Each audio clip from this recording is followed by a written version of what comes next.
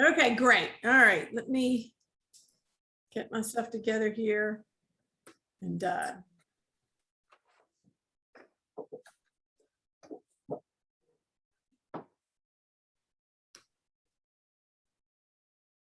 okay, can you see me and the PowerPoint?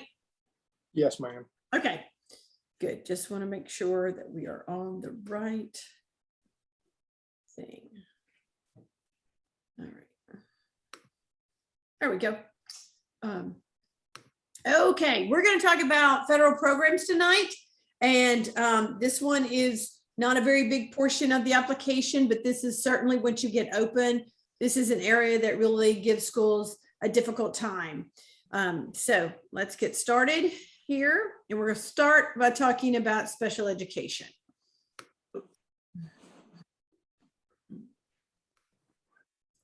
All right, there we go. Okay, here we go. Okay, so when we're talking about students with disabilities, in the application, what it's going to ask you is to give us a clear indication that you understand what it means to serve kids with disabilities. And there's many different levels of serving kids with disability, and you're going to have to explain all those different levels.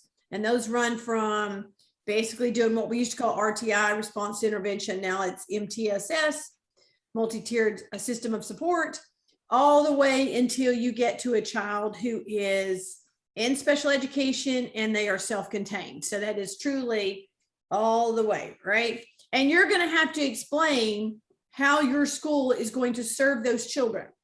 What we don't want to see is for you just to tell us that you're going to follow our policies and the state and federal law. That doesn't really tell me you understand what it means to serve special education teachers. And I'm going to ask you, and even though it changes depending on where you turn in your application, I don't need you to quote the regs. I've actually in my past had to actually quote regs in the application. We are not looking for that. I don't need you to quote the regs. I know what they are, and I don't need to reread them. What I need you to do is read them and get some real good advice about special education from a special education teacher or someone who's been at the district level to, oh, sorry, guys. Let me turn it off. Somebody who's served at the district level for special education. Okay, so what we're looking for is a description of the plan to provide services. So what that means is that you understand where that kid starts, how that kid gets identified into special education, or if they don't get identified into special education, but if they get identified into being what you call a 504 child, and how that kid gets into the process. So one of the things that you have to be really careful about here is that you are an independent school, not attached to the local school district. So whoever leaves that local school district and comes to you, they're your kid no matter what they need, right? So it's not like at the local school district, when the school district's got all these individual schools, and what they can do is they can make a program at one particular school and say, okay, if this is your need, and it's typically your very severe children, if that's their need, they have to go to school over at this school because that's where we have this program for that child. You can't do that. You're an all-inclusive. So all the way from mainstreaming to self-contained, and you have to be sure to explain to us what that's going to look like. So please don't say things like, you know, all of our children are going to be inclusive and they're going to be mainstreamed. We do expect your children to be in general as much as possible because that's what they're, that's where they're supposed to be as much as they possibly can be, right? But we also know that you're going to get kids that cannot make it in the mainstream services. So you're going to have to do something else for those children. Every child who enrolls belongs in your school, and we cannot screen out or discourage students with high needs from enrolling. And this is a big criticism of charter schools And this is one of the things that we fight back all the time, saying we can't screen. If the kids come, if they get in our lottery, now there's nothing special about getting in the lottery unless you're an AEC for disabled children. They have to join the lottery just like every other kid. And if they get pulled, they get pulled. If they don't, then they don't. It's nothing to do with their disability when you're just doing a general lottery. But I know that some schools will tell students, this is a very rigorous school. You just can't do that. If they get in your lottery, they're in your lottery. If they get pulled, they're in your school, and you're going to have to serve their needs. Okay. Let me get out of that. Okay. Oh, okay. Let me move this out of the way. I can't really see my screen so much. All right. All right. Now, what we want to know in this too is how are you going to get the people who are going to provide special education services for you and related services? So that would be your teachers. That would be your speech therapist. It would be your occupational therapist, your physical therapist. It would be your school psych who does your evaluations. You need to let us know how you're going to contract, or are you going to hire these people?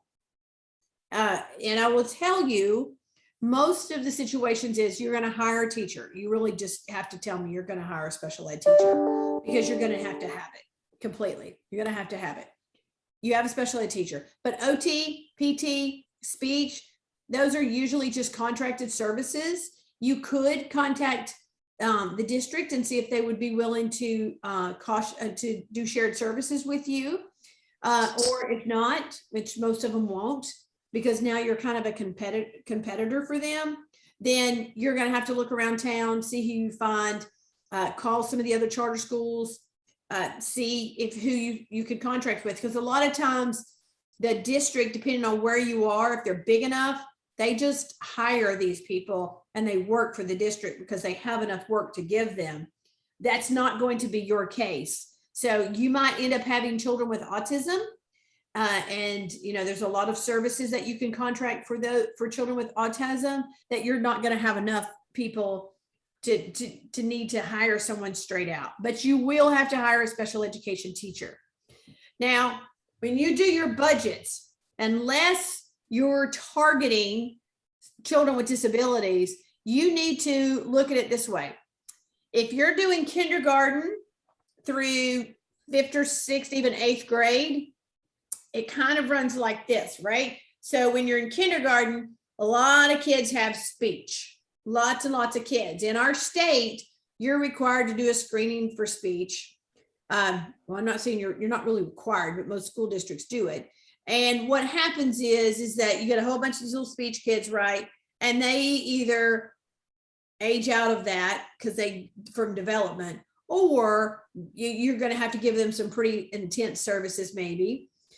But once you start seeing about that 3rd grade, you get a lot of kids that are out of speech. Those kids that are still lingering there sometimes really move into understanding that there's more going on there than just speech. But when you start seeing kids get identified for being learning disabled, that's around 3rd, 4th grade, because at that point, we're realizing they're having a really tough time reading or doing math.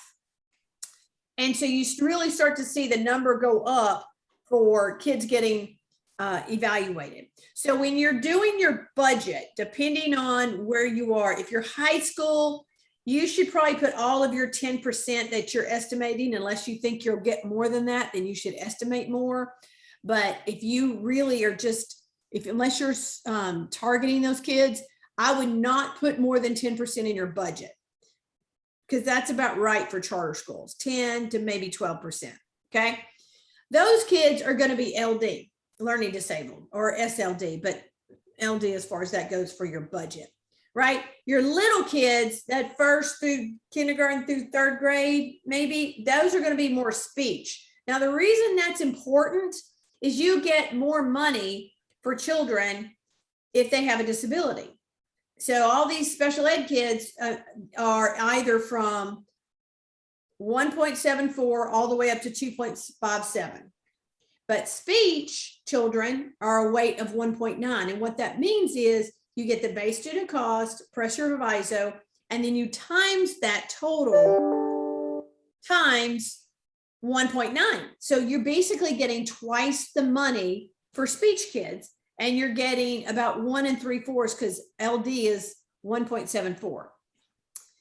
So you're getting 1 3/4 money for that child that is learning disabled.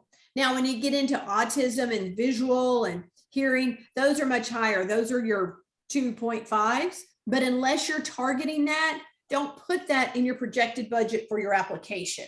Now, what you actually end up with could look a whole lot different. These are just kind of rule of thumbs. So 10%, if you're doing little kids, you make it like, if you're starting kindergarten through 5th grade, I'd want to see 75% of your kids be speech and 25% of kids be LD. The higher you go, the more LD, the less speech. So I suggest strongly to you guys that you reach out to some of the financial service provider people that are in the state that work with lots of charter schools, and work with them to let them work on your budget. That's really, really important.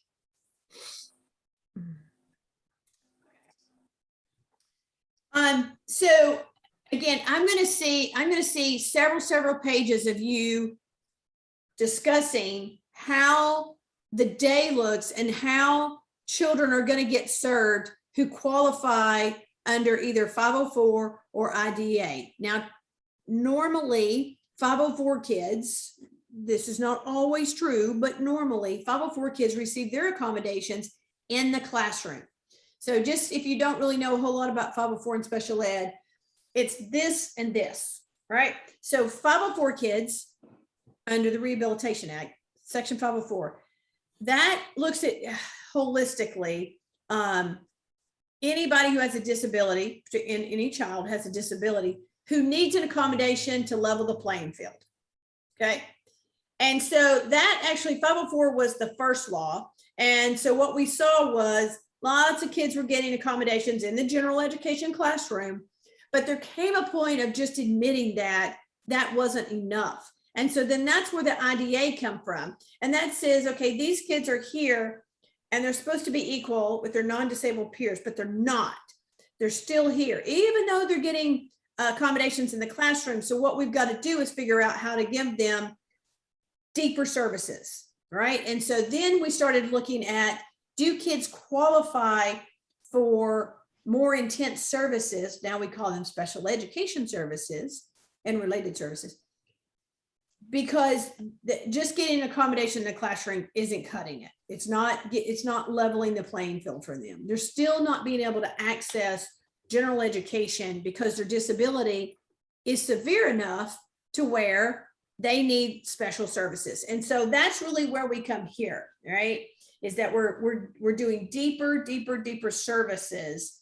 So 504 is same level playing field, and IDEA is deeper and more intense and more specialized than just general 504 things. But you're gonna have both kids, and I will tell you, if you don't have both kids, then that's a little suspect, because when you look at probabilities of any population, even just looking at your children with disabilities, and they're all children with disabilities, you're not going to find, unless something's funky, that all of them qualify for special education, or none of them do, and they're all 504 kids. So the trade-off that happens at schools, and this is just the truth, is that 504 kids have less due process rights. It's not as cumbersome to do. You're not doing an IEP. You're doing just a 504 plan. It's not as intense. And so sometimes you see kids be 504 kids when they really should be special ed.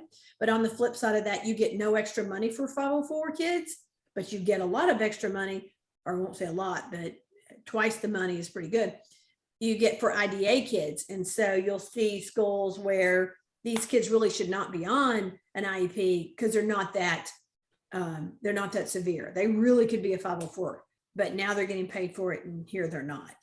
So you, as a charter school, have to be very, very careful in making sure that you're identifying children who need to be identified and at that level.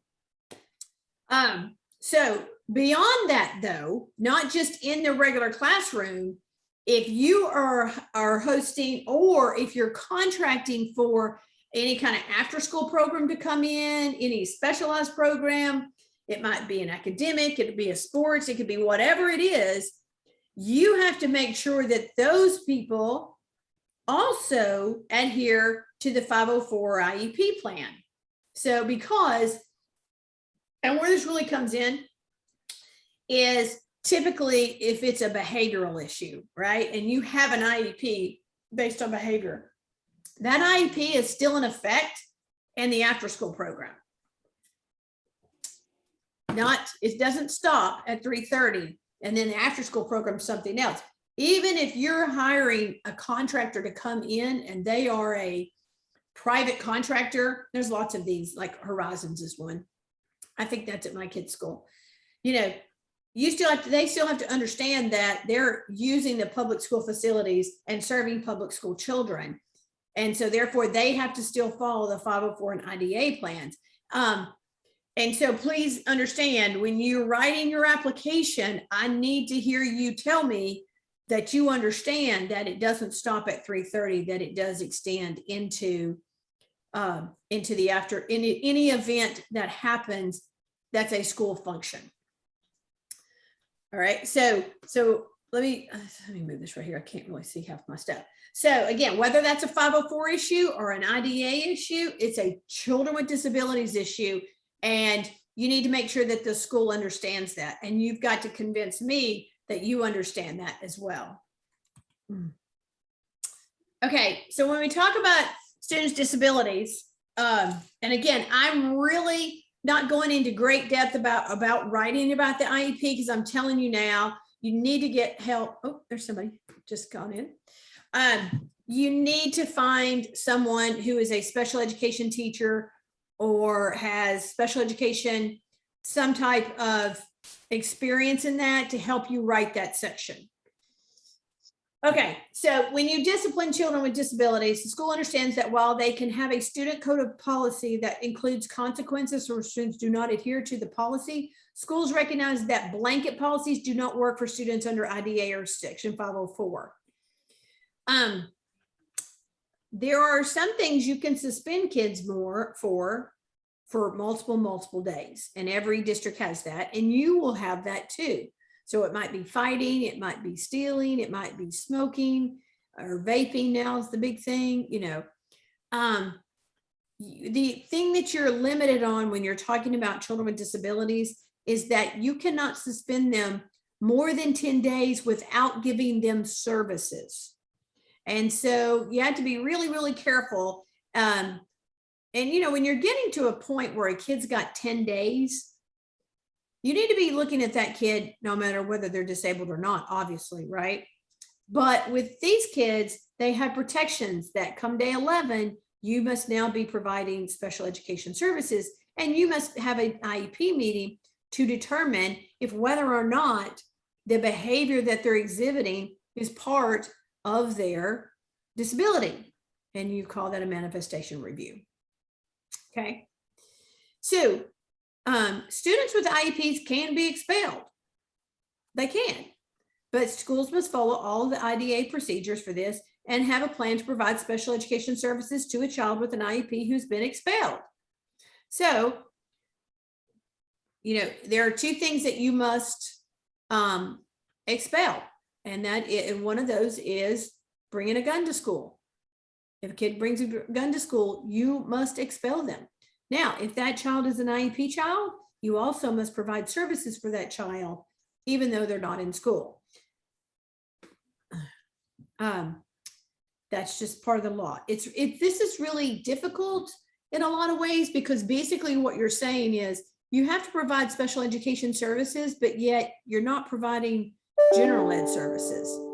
I'm sorry, my thing keeps clicking here. So it's a lot of people will tell you that in special ed at state levels and the federal level, it was really weird how they wrote the federal law for IDA about children who get expelled. But if you bring a gun to school, you must expel a child, even if that child is a child with a disability. You just must provide services for that child.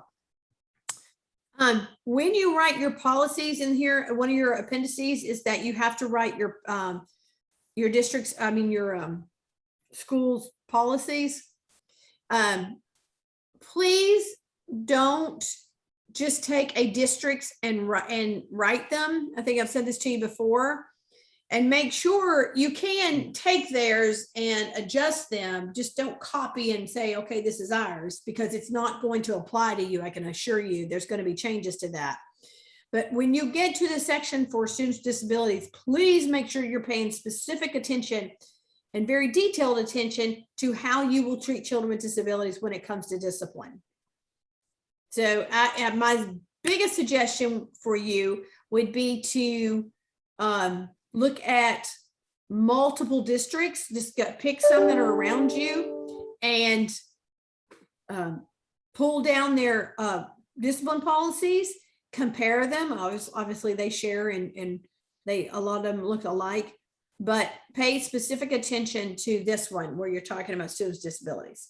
Because I need to see something in there when I'm reading that you are addressing what happens when a child with a disability is disciplined. Yeah, come on now. Okay, so let's move on and talk about, and like I said, this one is going to be kind of quick tonight. We're going to talk about ESOL, or English Second Language. English language learners are called many different things. But this is under Title III. This is what we call. So you will need to tell us that you understand that you will at some point have children who English is not their first language. And so how you know this is that in the very, very beginning, if these are brand new kids into kindergarten or first grade, whenever they show up at your door and they've never been in school before, they'll fill out a home language survey. And that survey asks them what language is most likely spoken at your home. Some will be both. Some will say, oh, we speak Spanish and English.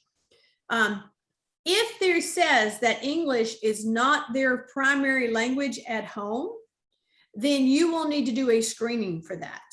And the way that's going to happen is you will be given that screening process through your authorizer, through your district, right? Because they kind of set that because it's a federal law, and they'll tell you what you have to use. It used to be that schools could use whatever they wanted to, and that was complicated and kind of crazy and a little bit of a hot mess. And so now you will use the screener that, whether you go to Limestone or a charter school district or whatever, what they instruct you to do. And so what you're just going to tell us in this application is that you understand the basics of serving children as a second language. Some children get screened and they don't qualify for services. Some children get screened and they do qualify for services. For the children who qualify, you need to provide ESOL services. Those services don't have to happen with someone in their native language. It happens in English, but they're going to need extra services to help them learn English. Okay. Also, for those children who do qualify, once they've qualified, then you'll have to evaluate them every year to see if they're ready to score out of needing services. Now, they could score out of needing services, but you still monitor them for several years until they get to a certain level, and then you can be done, because their English is spoken as if they were native, although they are never actually classified as native. There are some technicalities to this, which I'm not really looking for you to go into. Children who come from another country, if so long as they're here by 3 years old, or they are considered native, minor things like that. What I'm looking for you to tell me is that how you're going to screen them, and that you're going to provide services, and that you're going to annually evaluate them, and continue to monitor them until they test out of the need for anything. All right. And this is a really growing population in South Carolina. And as you know, South Carolina has a lot of migrant workers for picking fruit and all the things here. And so we get a lot of those kids that'll kind of be there for a little while and then move on to the next with their parents. But we're seeing a larger number of ESOL kids need services in our schools. Also, if you take foreign exchange kids, and I love having foreign exchange kids, I love them. And the reason I love having them is they just bring such great culture to the school. For kids that, a lot of our kids never been out of the state, much less been out of the country. So they just bring this whole new perspective. It used to be that they did not qualify for ESOL. They do now, because they're supposed to, before they get in these programs to come over here, they're supposed to have a certain level of English. And that wasn't always happening. And so the kids would get here and they'd be really, really struggling. Because typically they are really good academic kids because they have to qualify to be in these programs. But they were struggling because their English just wasn't developed enough. And so now they can qualify as an ESOL child. Now, if you do take foreign exchange kids, that is high school only, and you qualify them as a junior, no matter kind of what they are, they're not seniors. But if that's going to be something you really want to do, is take foreign exchange kids, write it. Tell us that. Tell us why you want them. I love them. I love them. I think they're great. Okay, another federal program that we're going to talk about tonight is Career and Technology Education. Now, this is only for 7th through 12th grade, but in the big picture, 7th and 8th grade are kind of exploratory, just looking at careers. When you get into high school, that's when you really start offering CATE courses. And CATE is a state level thing, but it's also a federal level thing because there's money attached at both levels. And so CATE can range from engineering to cosmetology. There's, you can be anything out there, A to Z, just about. There is a list on the website of the State Department's website right here that I put on here. And of course, I'll put this on the Limestone website. And it is all the programs that CATE is.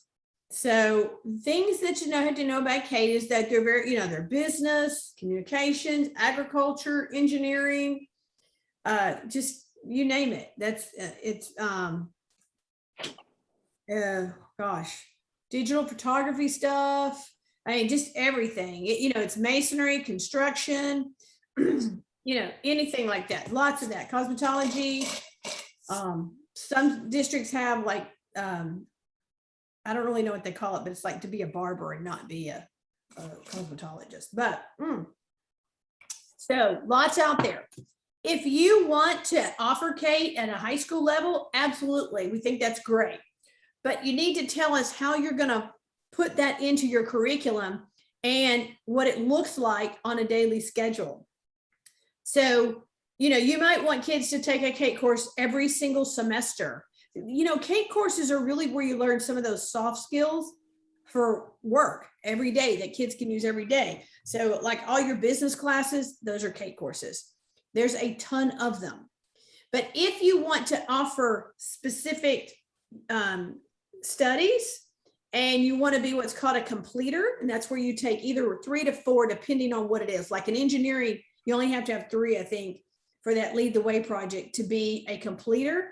But other than that, they're typically 4. And you have to take 4 classes within that course of study to be considered a completer. And for a lot of those kids, this is the programs they get into where they can just go and take a license exam or certificate exam and go on straight out into work. So it might be automotives, could be auto body. So any of those, take some time and look at this. Career and technology education is a growing thing. All right. And so if you're old like me, when we were in school, we called it vocational education. And if you're old like me, there was the regular high school and then there was the voc ed high school, right? And those two things, you could tell the students who went over here and the students who went over here. It's just not like that anymore because so many of the classes are intertwined, and they should be. because not everybody's going to go to four-year college. And as you know, there's a lot of legislation trying to figure out if we can afford to pay for 2 years of college. But there's money attached to it. Now, the first thing I'm going to tell you is, if you look at the second point here I have, if your student takes a CATE course, then their weight is 1.29. So a minute ago, when I told you if a child was disabled, then they weighed either like a 1.9 or a 1.74 or 2.5 based on the state money. If your high schooler is taking a CATE course, they're worth 1.29. And we'll talk about this when we get to the finance webinar, which I think is next week. But they have to be in a CATE course, and they need to be taught by a CATE certified teacher to do this. So if they only took one CATE course for the first semester of school, but not the second, then so the first half of school, you're going to get that amount of funding plus times 1.29. If they take a whole year's worth, then it's the whole year's worth of 1.29.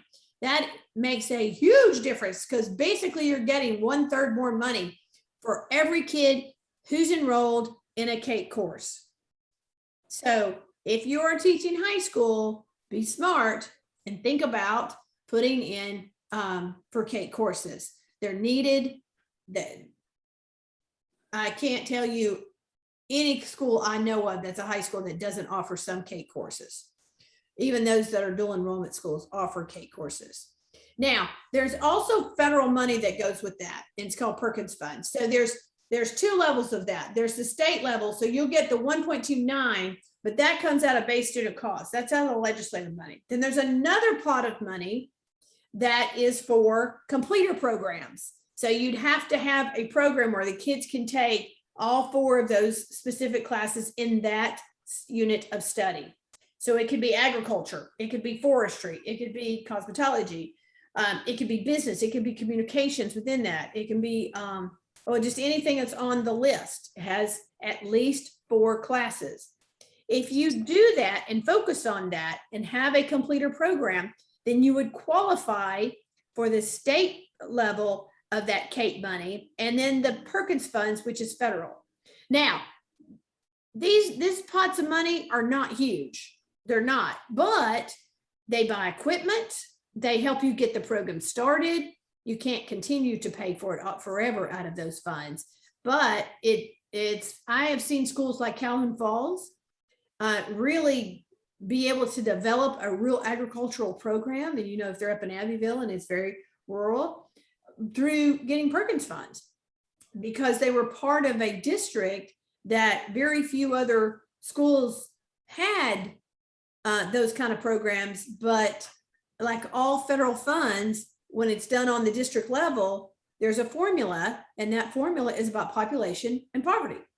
And so, that was enough money to really get that program going.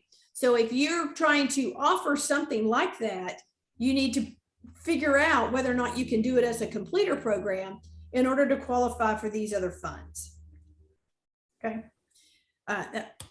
There is one more thing I want to talk to you about that I didn't put in here, and I almost put it in here and I actually deleted it, but just so you know, there is another federal program for money. It's called Title II, and it is about professional development. And so when you're writing in the section that talks about your professional development, you could mention that if you qualify for Title II money, you would put that towards whatever professional development you're telling me you're going to do. I hope that you'll be doing that anyway, putting money towards the professional development. You're going to tell me that, because I need to see that in your budget. But if for some reason, it might just be something extra and you can say, if we end up having if we get Title II money, this is a program we want to invest in. But if we don't get Title II money, we're going to have to wait a few years till we can afford it. That's fine too. That tells me you're doing your research, how how much it is, and whether or not it would go with your curriculum and what your teachers need to be learning. That's okay as well. So use it if you can. If you can't, no worries. It's not a deal breaker. So I know this one was kind of short, but again, this is not a huge section of your application, but it is a huge endeavor once you start. And this is also, again, I'm going to say this one more time because I need you to hear me. Reach out to a special education teacher somewhere and ask them for help on this section. I'm sure this is what they do every day. I'm sure they'll be able to help you. So anybody else got any questions right now? Right? Okay. So our next one is going to be, just to make sure we're clear. So it, wait a minute. We might have to, I'm going to stop sharing here and go to the website. There we go. I want to make sure, guys, because my schedule's changed just a little bit because I'm going to have to go out of town. And I want to make sure everybody knows, and I apologize if y'all missed me last week, but we had a meeting about the transfers. And so tomorrow is the hearing for the schools that are transferring to Limestone. So for the first round. Okay, so as I have it on the 16th, okay, that's today. And then, yeah, all right, good. So the next one we have is on December 7th. And that one's going to be about finance and facilities. And I might have someone join me on that one. Melissa Kitty, who is the person who does all my school's finances. But at this point, then the 14th is the last one. Again, I want to say to all of you, I very much would like to come and meet with you before you turn in this application and talk to you guys about what, you know, about what you're trying to do here. So I can give you some very detailed individual one-on-one advice. So please call me and let's meet up before you get to the point of spending a lot of time writing and then me kind of tell you, I'm going to blow that out of the water, right? So you should be writing now, but you know, please get with me as soon as you can, because I'd love to come up and see where you want to be. All right. Any other questions? Anybody? No. Okay, then everybody have a wonderful Thanksgiving. And I hope to meet some of you at the Charter School Conference, which is down in Charleston on the 29th and 30th through the South Carolina Alliance, a Public Charter School Alliance. And if you haven't signed up, go look at their website.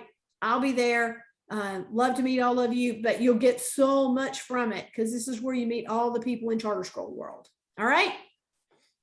All right, guys. Good night.